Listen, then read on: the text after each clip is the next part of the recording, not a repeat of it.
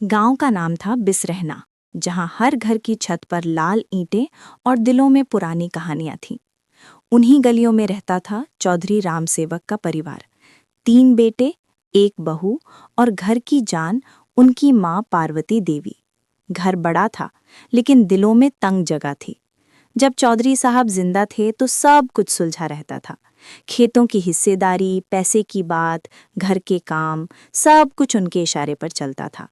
लेकिन जब वो चले गए तो वही घर, जिसने हमेशा मिलजुल कर खाना खाया था, अब 2 हिस्सों में बंटने लगा। सबसे बड़ा बेटा हरनाम बोला, अब सबका हिस्सा बांट दो माँ, जिससे किसी को कुछ कहने की जरूरत न पड़े। माँ चुप रहीं। छोटे बेटे महेंद्र ने कहा, भैया हिस्से की बात मत करो, अभी तो पिताजी गए महीने भर भी नहीं हुआ। लेकिन तीसरा बेटा सुरेश, जो शहर में नौकरी करता था, बोला, भाई बात करनी ही पड़ेगी, वरना कल को मुसीबत होगी। माँ ने तीनों की बातें सुनी और धीरे से कहा, तुम्हारे बापू की आखिरी बात थी, जब तक मैं जिंदा हूं घर बटेगा नहीं। सब चुप हो गए, मगर दिलों में दीवार उठने लगी। दिन बीतते गए, खेत वही थे, काम वही, लेकिन अब मुस्कुराहटें नहीं रहीं। हरनाम खेत में अकेले काम करता, महेंद्र अलग बोता और सुरेश महीने में एक बार शहर से आता और चुपचाप माँ के कमरे में बैठकर हाल पूछकर चला जाता। माँ पार्वती देवी सब देखती थीं, पर बोलती नहीं थीं। उन्हें लगता था कि वक्त सब सिखा देगा, मगर वक्त अब उनके बेटों को दूर ले जा रहा था। एक दिन पंचायत में चर्चा हुई, चौधरी के घर अब हिस्सा होना चाहिए। माँ ने सुना, मगर फिर भी कुछ नहीं कहा। रात को जब माँ अकेली चौखट पर बैठीं तो उन्हें अपने पति की बातें याद आईं। पार्वती, घर बंट जाए तो भी दिल मत बांटना। उन्होंने आसमान की ओर देखा और बुदबुदाईं, रामसेवक, मैं कोशिश कर रही हूँ। अगले दिन हरनाम ने माँ से कहा, माँ अब तुम अपने हिस्से की जमीन अपने नाम रख लो ताकि कोई विवाद न हो। माँ ने कहा, मेरा हिस्सा? बेटा, माँ का हिस्सा तो सब में बराबर होता है। हरनाम बोला, लेकिन कानून कुछ और कहता है। माँ मुस्कुरा दी, कानून मिट्टी के लिए है बेटा, माँ के लिए नहीं। समय बीता और एक दिन एक सरकारी आदमी आया, बोला, घर की जमीन के कागज अपडेट करवाने हैं। हरनाम ने फटाफट अपने हिस्से के कागज निकलवाए। सुरेश ने शहर से फोन किया, मेरा हिस्सा छोटा ही सही, मगर साफ होना चाहिए। महेंद्र को ये सब अच्छा नहीं लगा। उसने कहा, तुम लोग माँ से पूछे बिना कुछ नहीं कर सकते। माँ ने तीनों को बुलाया और बोली, ठीक है बेटा, अगर तुम्हें हिस्सा चाहिए तो मैं ही बांट दूंगी, लेकिन मेरे तरीके से। सब हैरान हुए। रात को महेंद्र माँ के पास आया, बोला, माँ अगर मैं कुछ कहूँ तो बुरा तो नहीं मानोगी? माँ बोली, बोल बेटा। महेंद्र बोला, मुझे हिस्सा नहीं चाहिए, बस तू मेरे साथ रहना। माँ की आंखों में आंसू थे। बेटा, माँ किसी एक की नहीं होती। अगली सुबह माँ ने एक फैसला लिया, मैं अब इस घर के किसी कोने में नहीं रहूंगी, मैं वहीं रहूंगी जहाँ सबका हिस्सा है। सबने पूछा, कहाँ माँ? माँ ने कहा, खेत में, जहाँ ये सब शुरू हुआ था। माँ खेत के किनारे एक छोटी झोंपड़ी में रहने लगी। लोग कहते, इतनी बड़ी चौधराइन खेत में रहने चली गई। मगर माँ के चेहरे पर सुकून था। वे रोज सुबह सूरज को देखती और मिट्टी से बात करती, अब तेरा साथ रहेगा जब तक सांस है। बेटों को अब एहसास होने लगा कि माँ सिर्फ छत नहीं, बरकत भी होती है। एक दिन गांव में बाढ़ आई, पानी खेतों में भर गया, सबके घरों में गम था। माँ की झोंपड़ी भी डूबने लगी, मगर उन्होंने कहा, मैं वहीं रहूंगी जहाँ मेरी मिट्टी है। जब बेटों को खबर लगी, तीनों दौड़े भागे पहुंचे और तीनों ने मिलकर माँ को बाहर निकाला। माँ की आंखें भर आईं, बोलीं, देखा बेटा, जब मिट्टी बुलाती है तो सब भागे चले आते हैं। बाढ़ के बाद खेत उजड़ गए, मगर घर फिर से एक हो गया। माँ अब घर के बीच वाले कमरे में रहने लगीं, वही कमरा जहाँ कभी चौधरी साहब बैठते थे। अब बेटों के बीच फिर से हंसी लौट आई, लेकिन माँ जानती थीं ये सुकून टिकेगा नहीं, क्योंकि अब तक वो सवाल अधूरा था, माँ का हिस्सा आखिर क्या है। रात को उन्होंने अपने पति की पुरानी तस्वीर उठाई और बोली, रामसेवक, अब बारी है मेरे हिस्से की। बरसात बीत चुकी थी और खेतों में नई फसल की हरियाली लौट आई थी। चौधरी रामसेवक के घर का आंगन फिर से चहल पहल से भर गया था, लेकिन उस चहल पहल के बीच एक अजीब खामोशी थी। माँ पार्वती देवी अब अपने पुराने कमरे में लौट आई थीं, पर अब वे सिर्फ माँ नहीं, घर की सच्ची मुखिया बन चुकी थीं। उन्होंने सबको बुलाया, बेटा, अब वक्त आ गया है कि मैं अपना हिस्सा बांट दूं। तीनों बेटे हरनाम, महेंद्र और सुरेश एक दूसरे को देखने लगे। हरनाम बोला, माँ, आपको जो ठीक लगे वही कीजिए। महेंद्र ने कहा, माँ, मुझे हिस्सा नहीं चाहिए, बस आप खुश रहो। और सुरेश, जो शहर से आया था, बोला, माँ, मेरा हिस्सा आप अपने हाथों से दे देना ताकि कोई कल को कुछ कह ना सके। माँ ने सबकी बातें सुनी और बोली, ठीक है बेटा, लेकिन ये बांटने की रीत थोड़ी अलग होगी। अगले दिन उन्होंने पूरे गांव को बुलाया। चौपाल में सब लोग जमा हो गए। प्रधान, पंडित और गांव के बड़े बुजुर्ग भी आए। माँ ने सबके सामने 3 मिट्टी के ढेर रखे और बोली, ये तीनों मेरे बेटों के हिस्से हैं। लोग हैरान थे, ये क्या मजाक है? मगर माँ गंभीर थीं। उन्होंने कहा, राम सेवक की जमीन मिट्टी से बनी है और मैं मिट्टी से हिस्सा दूंगी।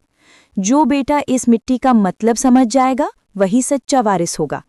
हरनाम आगे बढ़ा और बोला, माँ, ये तो बस मिट्टी है।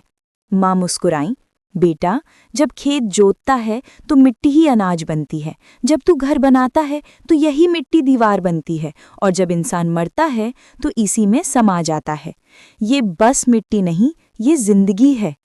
महेंद्र चुपचाप झुककर मिट्टी को उठाया, अपनी हथेली पर रखा और बोला, माँ, ये तो बाबा की मिट्टी है जो हमें छोड़ी थी। माँ की आंखें चमक उठी। सही कहा बेटा। सुरेश थोड़ा हंसते हुए बोला, माँ, शहर में मिट्टी नहीं, नोट चलते हैं। माँ ने उसकी ओर देखा और कहा, बेटा, नोट से घर बन सकता है, लेकिन रिश्ता नहीं। भीड़ सन रह गई। माँ ने कहा, अब मैं तुम्हें तीनों को एक काम दूंगी। जो उसे सही से करेगा वही मेरा असली हिस्सा पाएगा। सब उत्सुक थे। माँ ने तीनों को एक एक बोरी मिट्टी की दी और कहा, इस मिट्टी से कुछ ऐसा बनाओ जो टिके भी रहे और दूसरों के काम भी आए। तीनों बेटे अपने अपने रास्ते चले गए। हरनाम, जो सबसे बड़ा था, उसने सोचा, माँ को दिखाऊंगा कि मैं कितना मेहनती हूँ। उसने मिट्टी से एक बड़ा घड़ा बनाया और बोला, इसमें पानी भरूंगा, पूरे घर के काम आएगा। महेंद्र ने सोचा, माँ को कुछ ऐसा दूं जो भावनाओं से जुड़ा हो। उसने मिट्टी से एक छोटी मूर्ति बनाई, चौधरी राम सेवक की। उसने कहा, ये बाबा का रूप है, माँ इसे देखेगी तो रोज आशीर्वाद महसूस करेगी। और सुरेश, जो शहर में रहा था, उसने मिट्टी को सुखाया, उसमें थोड़ी सी सीमेंट मिलाई और एक खूबसूरत ईंट बना दी। उसने कहा, माँ, इससे दीवार बन सकती है, घर मजबूत होगा। तीनों अगले दिन चौपाल में पहुंचे। माँ ने सबके काम देखे।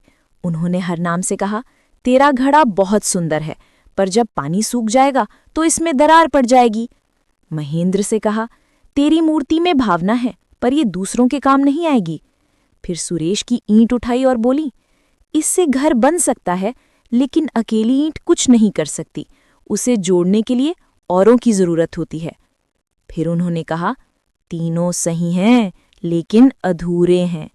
मिट्टी का असली मतलब समझने के लिए एक को दूसरे की जरूरत है।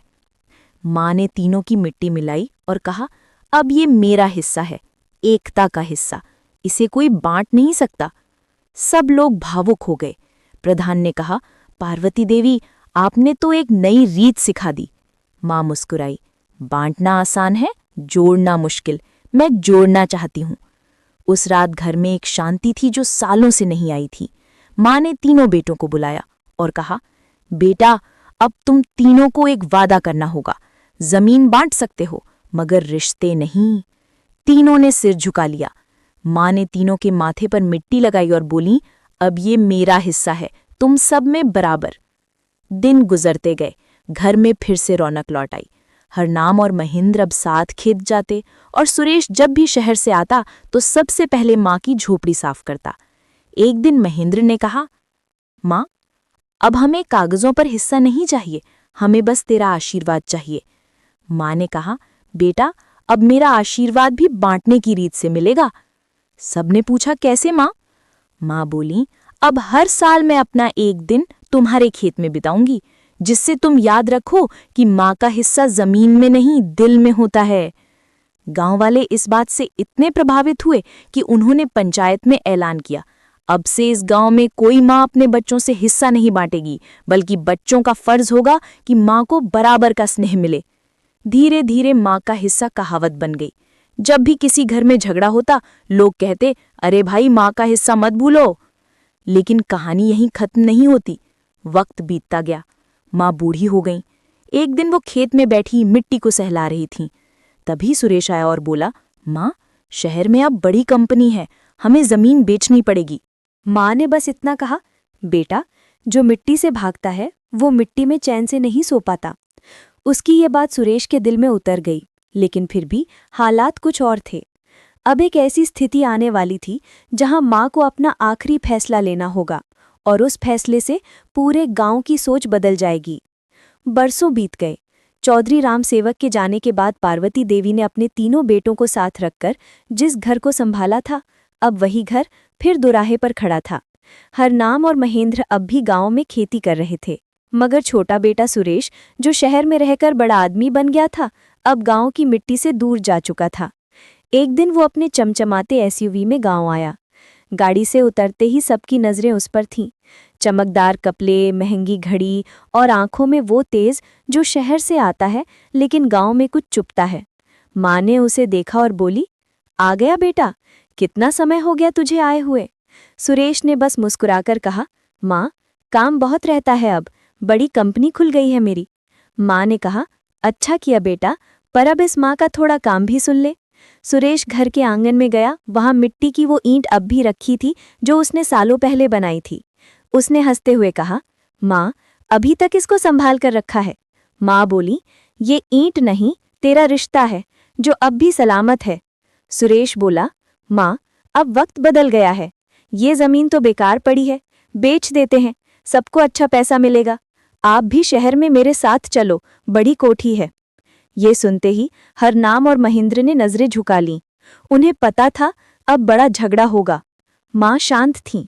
उन्होंने धीरे से कहा, बेटा, जमीन तो मिट्टी है, पर इसमें तेरे बाप का पसीना मिला है, इसे बेचना आसान नहीं। सुरेश ने तुनक कर कहा, माँ, अब भावनाओं से पेट नहीं भरता। गांव के लोग इकट्ठे होने लगे।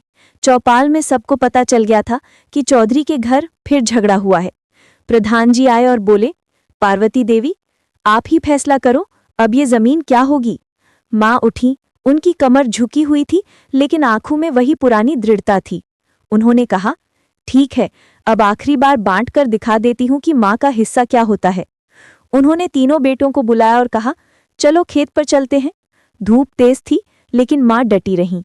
खेत के बीच में पहुंचकर उन्होंने मिट्टी की एक मुट्ठी उठाई और बोली, जब तुम्हारे पिता जिंदा थे, उन्होंने यही मिट्टी जोती थी। ये मिट्टी मेरी सांसों में बस गई है। अगर इस मिट्टी को बेच दिया तो मेरी रूह को चैन नहीं मिलेगा। सुरेश चुप था, लेकिन अब भी मन में विरोध था। उसने कहा, माँ, आप भावुक हो रही हैं। आज के जमाने में जमीन रखकर क्या करेंगे। माँ मुस्कुराई और बोली, तू सही कह रहा है बेटा, पर यह जमीन अब सिर्फ खेत नहीं रही, ये तेरे बाप का हक है, मेरा हक है और तेरे बच्चों का भविष्य है। अगर आज इसे बेच दिया तो कल तू अपने बच्चों को क्या दिखाएगा, नोट के नंबर या मिट्टी की खुशबू। भीड़ में सन्नाटा छा गया। माँ ने फिर मिट्टी को अपने माथे से लगाया और कहा, अगर कोई इस जमीन पर हक चाहता है तो पहले इस मिट्टी की कसम खाए कि वो इसे संभालेगा, बेचेगा नहीं। हरनाम और महेंद्र ने बिना कुछ कहे हाथ उठाया और मिट्टी को माथे से लगाया, लेकिन सुरेश खड़ा रहा, चुप। माँ ने उसे देखा और कहा, बेटा, अगर तू इसे बेचना चाहता है तो मैं तुझे रोकूंगी नहीं, पर पहले एक काम कर। उन्होंने कहा, इस मिट्टी से एक दिया बना और उस दिए में तेल डालकर आग लगा। अगर वो दिया खुद बुझ जाए तो समझना कि मिट्टी तेरी नहीं रही। अगर वो दिया जलता रहे तो मान लेना कि अभी भी तेरे अंदर इंसानियत बाकी है। सुरेश ने थोड़ा हंसते हुए कहा, माँ, ये कैसी बात है। लेकिन उसने दिया बना लिया। सबकी नजरें उस पर थीं। उसने दिया जलाया और कुछ ही पल में हवा चली, मगर दिया नहीं बुझा, वो जलता रहा। सुरेश उस लौ को देखता रह गया। उसकी आंखें नम हो गईं। उसने माँ के पैर पकड़ लिए और बोला, माँ, मैं हार गया, ये मिट्टी मेरी नहीं, आपकी है, मैं इसे कभी नहीं बेचूंगा। माँ ने उसका सिर सहलाया और बोली, अब तू जीत गया बेटा। जो अपने माँ बाप की मिट्टी पहचान लेता है वही सच्चा बेटा होता है। गांव के लोग तालियां बजाने लगे। किसी ने कहा, पार्वती देवी ने फिर एक पाठ सिखा दिया। प्रधान ने कहा, अब से इस गांव की हर औरत अपने बच्चों को यही सिखाएगी, मिट्टी का हक बेचा नहीं जाता। उस दिन के बाद से माँ का हिस्सा सिर्फ एक कहानी नहीं रहा, वो एक मिसाल बन गया। लोग जब भी अपनी जमीन या घर के लिए झगड़ते तो कोई न कोई ये कह देता, अरे पार्वती देवी की कहानी भूल गए क्या, और सबका गुस्सा शांत हो जाता। सालों बाद जब माँ नहीं रहीं तो उनकी याद में तीनों बेटों ने खेत के बीचों बीच एक छोटा सा मंदिर बनवाया। मंदिर के दीवारों में वही मिट्टी लगी थी जो माँ ने कभी दी थी। दरवाजे के ऊपर लिखा था, माँ का हिस्सा, मिट्टी का हक। गांव के बच्चे वहां खेलने आते और जब कोई पूछता कि ये मंदिर किसका है तो जवाब मिलता, ये उस माँ का है जिसने सिखाया कि माँ का प्यार कभी बांटने लायक नहीं होता। हरनाम, महेंद्र और सुरेश अब बूढ़े हो चुके थे, लेकिन हर साल माँ की बरसी पर तीनों मिलकर उस मिट्टी पर दिया जलाते और वो दिया आज भी कभी बुझता नहीं था।